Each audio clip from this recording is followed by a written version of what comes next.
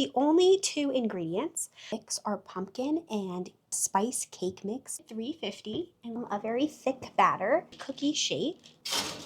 Which took a total of 12 minutes. They smell like fall. Hey guys, and welcome back. I'm Mia, one of the Theme Park Hippies here in Orlando. And today we are going to be cooking up another fall baked good. This is a classic I grew up eating. It is a very, very simple 2-ingredient pumpkin cookie. So come join us today. The only 2 ingredients are a box of spice cake mix and 1 can of pumpkin. So let's get these open and let's mix them up and make our cookies. First step is we need to open our can of pumpkin. We are going to open up our box of spice cake mix and put it in our bowl, and we're going to mix that with our canned pumpkin. Now that we have our cake mix in our bowl, we're going to go ahead and add our pumpkin. And these are the only 2 ingredients. We are also going to set our oven to 350. Make sure you get all that bits of pumpkin. Right now we are going to set our oven to 350 and let that start heating up. Right, and now we are going to mix our pumpkin and spice cake mix together until it's all incorporated into a cookie dough.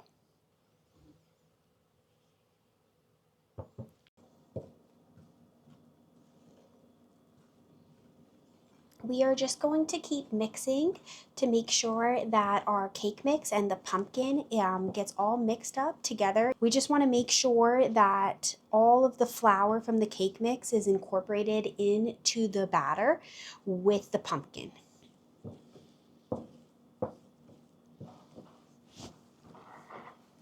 It's going to become a very thick batter. It's somewhere between a cake batter and a cookie dough. And then we're basically, once this is done, we're going to spoon this on to our cookie sheet to make our cookies. You can also, in addition to making cookies, you can make muffins this way as well. In a muffin tin, they come out great also, or little baby muffins, little baby pumpkin muffins. This is what you'll want the batter / dough to look like.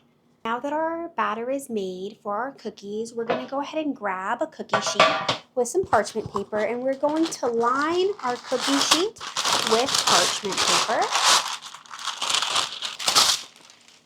All right, guys, now that our cookie sheet is lined with some parchment paper, I'm going to be using a little ice cream scoop here to scoop our batter / dough out for cookies. So I'm just going to do that.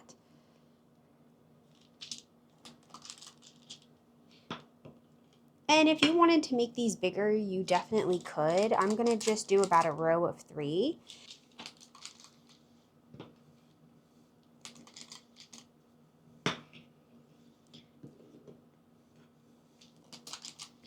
I think we'll probably be able to get about 2 batches of cookies.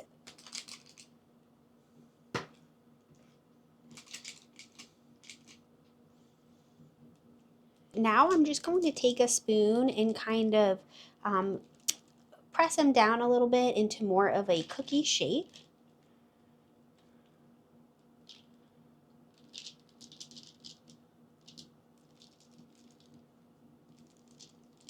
Just like that. Just using the back of a spoon.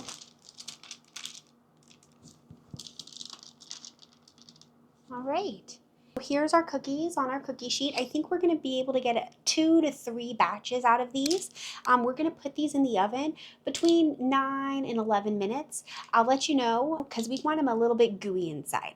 And get these in the oven. And I'm setting a timer for 9 minutes. We'll check them and then we'll be back. If you live somewhere where there is a Publix, this cake mix is currently BOGO right now. So go pick yourself up some with a can of pumpkin and make these cookies for yourself. We're gonna take the cookies out of the oven. Here's what they look like. Oh, they look delicious. I'm going to let them rest over here to cool. those cookies cool a little bit, and then we'll transfer them onto a plate and get the second batch in the oven. Here's a close-up of the cookies out of the oven. I wish you guys could smell them. They smell so good. They smell like fall. I have the cookies transferred to a plate. We're going to put our second batch of cookies onto our cookie sheet now.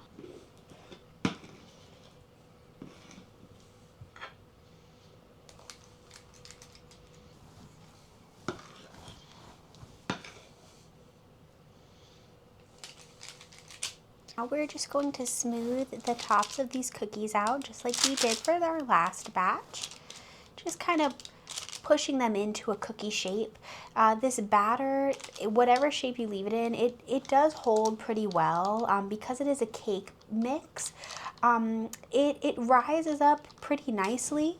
So I just like to, you know, smooth them out a little bit. Make them a little bit flatter. And again, you don't need to use an ice cream scoop. You could definitely just use like 2 spoons and, you know, get 1 spoonful and then push it off with the other spoon or with your finger, whatever you prefer. We have our second batch here ready to go in the oven. Our last batch took a total of 12 minutes, so we're gonna go ahead and get these in for about 12 minutes as well.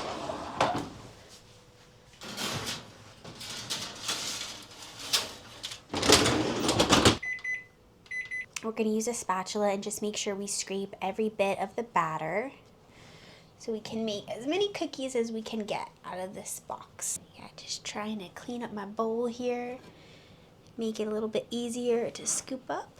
The batter itself, it's somewhere between a cake batter and a cookie dough. Here is the rest of our batter. We're going to wait for those cookies to keep cooking in the oven, and then we'll get our last batch in. So we will have a total of 3 batches at the end of this.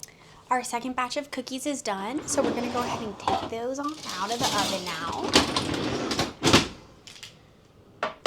I'm just gonna move the cookies over onto the plate here to finish cooling. One of the reasons I decided to make some baked goods is because we actually have a storm system, a hurricane, coming towards Florida. Hopefully it stays off the coast. That's what it's looking like right now. That's what the models are showing. But it does look like it's going to be heading our way tomorrow on Tuesday.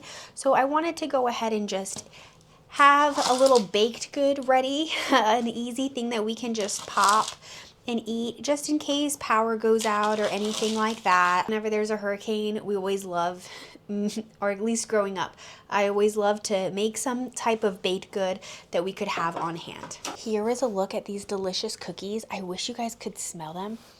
They smell so good. Right here, this is going to be our last batch. I don't know if we're going to be able to get a full 9 out of here. We will see. I don't think we're going to get a full 9 out of here, but get something. I think we're going to get about 24 cookies or so out of this recipe. You could easily put these in a muffin tin and they would make delicious muffins. Set that timer for 12 minutes. We'll be back to give them a try when they're done. And if you were wondering, this is the cake mix that we used. It is a Duncan Hines spice cake mix. If you can't find spice cake, I'm sure you could use any other type of cake mix, maybe like a yellow cake. But the spice cake, it really adds the fall flavors that we're looking for. I'm so excited to share this cookie recipe with you guys. I grew up eating this all the time. They're such a nice treat. They're not overly sweet. The cookie is almost it gives more of like a muffin consistency. So I hope you guys give these a try and enjoy them too. Here is a look at these delicious cookies. They're nice and warm. AJ's here. Hi everyone. Happy day. All right, so we're gonna go ahead and take a cookie. We just pick one? Yes, just pick one. This is what the cookies look like up close. They're very fluffy. Here, I'm gonna go ahead and open it and show you guys. Oh, they're steaming. But they're very fluffy. It's like a cake. It's not super dense. It's very airy. So good. Yeah, we do. Cheers. Cheers.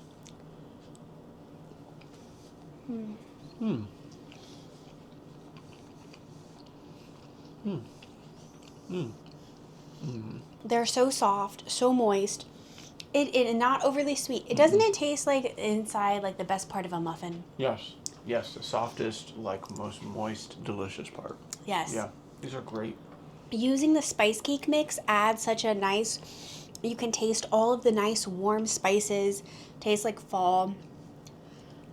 It gives almost like a pumpkin bread. Mm-hmm. Very much so. If you enjoy this type of content, please consider giving us a like and subscribe.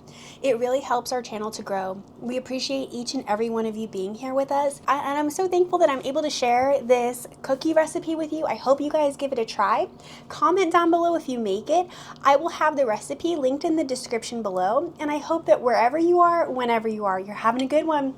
And we'll catch you next time. Bye!